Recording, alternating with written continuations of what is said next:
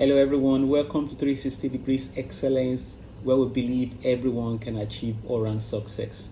Today, I want to speak about Bitcoin and financial inclusion.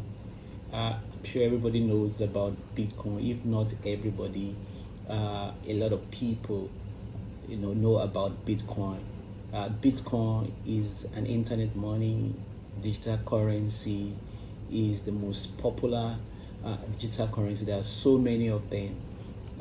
But Bitcoin now has been regarded as a digital gold that is better than gold.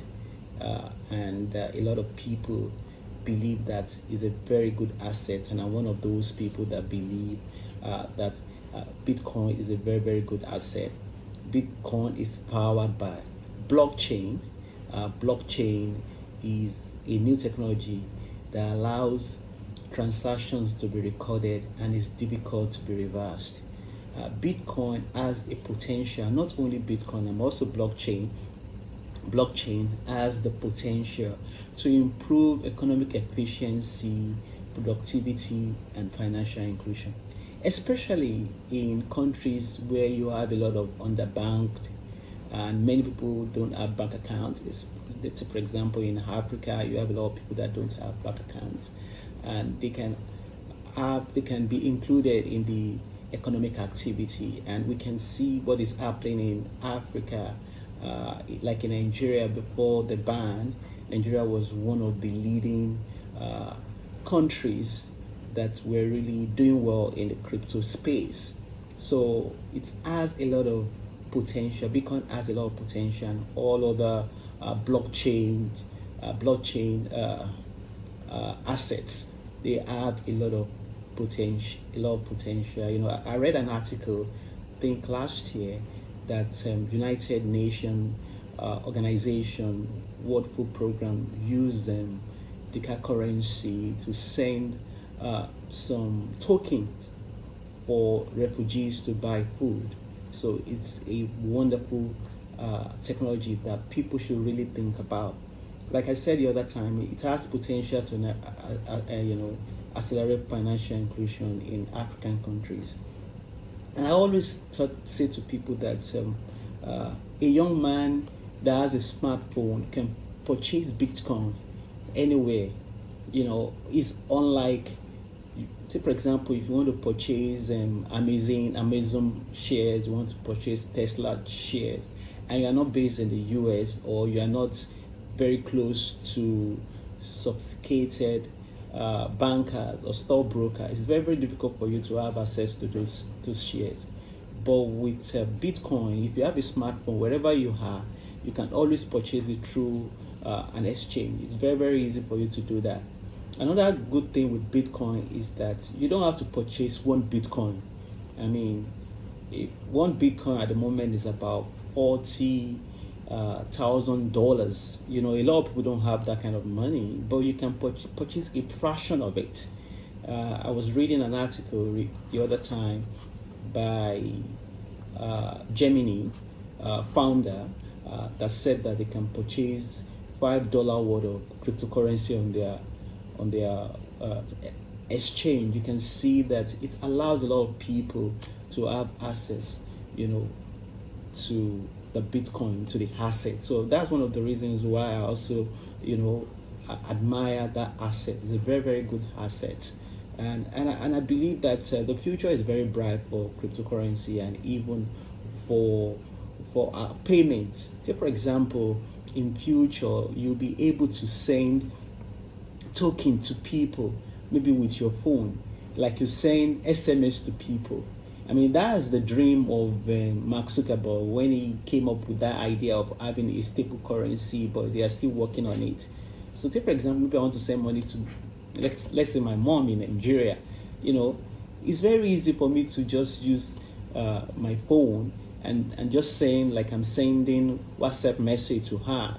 I'm looking forward to a day that I'll be able to do that, and it's going to make life easier for us, and we can easily send money to people we want to send money to. But one thing we must emphasize is that Bitcoin currently is very volatile, it's highly volatile. And if you really want to go into the space, I would like to just share with you, 3 strategies that you must use. Number one, if you want to buy Bitcoin, make sure that you are planning to buy Bitcoin for nothing less than 5 years. You are going to be there, let's say, between 5 years and 10 years.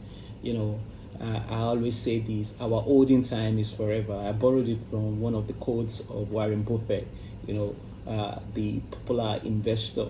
He always says our holding time is forever. So if you really want to buy Bitcoin, don't just buy just for one year, for 6 months, because it's highly volatile. And if you want to do that, you might end up losing your money. So another thing you've got to do is to buy the dip. Anytime the stock market, the price of Bitcoin comes down a little bit, and if you have some money, just try and buy regularly because it's always going to be going up and down. But invariably, at the end of every year, most of in the last 10 years that Bitcoin has been existing, the performance has been more than 200% every year, apart from in 2018 that it really crashed. Another thing, apart from buying the dip, is using what is called dollar cost average. They also use it when in the stock market to, you want to buy regularly. So, for example, I did, a calculation last year that if you had invested $100, to buy Bitcoin every first month of the year last year, and at the end of last year, you'll have made more than 100%, excluding the cost, the fees you pay to the exchange. So that's what I just want to tell you today about Bitcoin. I want to tell you that, to me, I believe it's a good asset. It's very volatile now. This is the right time to get into it, but read more about it. Do your research before you get into Bitcoin. And it's not only Bitcoin that you can really consider. Another one that I'm really interested in, that is also, profitable, if not even more profitable than Bitcoin, is Ethereum. And Ethereum is so amazing because decentralized finance is being done on Ethereum blockchain. What do I mean by decentralized financing? Anything that you can do in your conventional bank. The future is that you should be able to do it on the blockchain. Maybe insurance, you can have smart contracts, you can have your shares, everything will be on the blockchain. And even election, the future is that maybe with Ethereum blockchain, you can even do election, e-voting and things like that. That's the future. So this is a good space for people that are thinking of a new career. I would just encourage you, if you are listening to this, read more about this space. It's a very good space. I'm excited about this space, about how Bitcoin and other digital currencies can really help us to improve economic efficiency, productivity, and financial inclusion. I hope you've learned one or two things. I'm also going to leave you with a video about messages from the smartest people in crypto. See you next time. Bye. Unbanked, then you can probably go ahead and dismiss cryptocurrency. But if you believe that it would add value to the global economy to get cheap, fast, and easy access for 2 billion people in the world, then cryptocurrency is something that you ought to pay attention to. And little by little, as I traveled around the world and I got to meet people, everybody had a story. And it usually started with something like, I have this problem, or we face this problem, or we had to endure this. I remember the first time I went to Argentina, I had a chance to meet an older gentleman, and he told me a story about the many monetary collapses he had to endure. And he showed me where he buried his silver after the government's money went bad. Then he told me about how the police showed up and stole his silver. So then he went to his backyard and showed me where he buried his other silver, because the first was a decoy cache. That's how clever these people get. But that's the reality that people live in Venezuela, reality they live in Zimbabwe. And after 2008, it made me think, how far are we in the United States away from that? 23 trillion in debt. Our leadership continues to get more and more incompetent. The global financial markets are not healthy.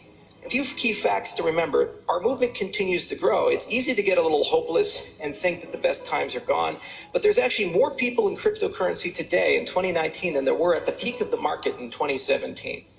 More businesses being started today, more venture capital entering the space, more diverse capital entering the space, stronger business models. Recently, Samsung just announced that apparently crypto's coming to their phones. 3 to 5 years, that's going to be a standard for pretty much every smartphone, probably including the iPhone. And all these major consumer platforms, from Messenger to Windows itself, are prime candidates to integrate infrastructure. So our movement is growing. You'd see that kind of volatility, but I think it's going to level out once the futures contract picks up steam, once options are written on, and then there's other products like ETFs and whatnot. I think you're just going to start to see it like level out and look a little bit boring. But the interesting thing is like the opportunities now. When it's volatile, when it's small, when it's risky, that's your opportunity to make money. When there's a high risk, there's a high reward. When it gets boring and stable and kind of caps out at couple trillion dollar market cap, there's really not much more room to go. So are they just too old to get it, is what you're saying? Well, I think that your brain loses its plasticity at some point, and you get wedded to the frameworks that you have. So you enter this world and you're taught money is this thing that's green or it's this precious metal, and you start confusing what's familiar or what's what you use as what's real or the way things have to be. It's also a framework that's been embedded or burned into your brain for, let's say, like 65, 70 years, and in some of these cases and examples you're talking about 80 years. It's hard to like unlearn that or think about something new. And look, if you're those individuals, like the status quo is really good. There's a generational shift that's happening in the way that investors think about gold. So younger generation, I grew up, I was born after the gold standard, grew up during a period of war where you had to be able to store your money via something like gold. Younger generation, money is digital.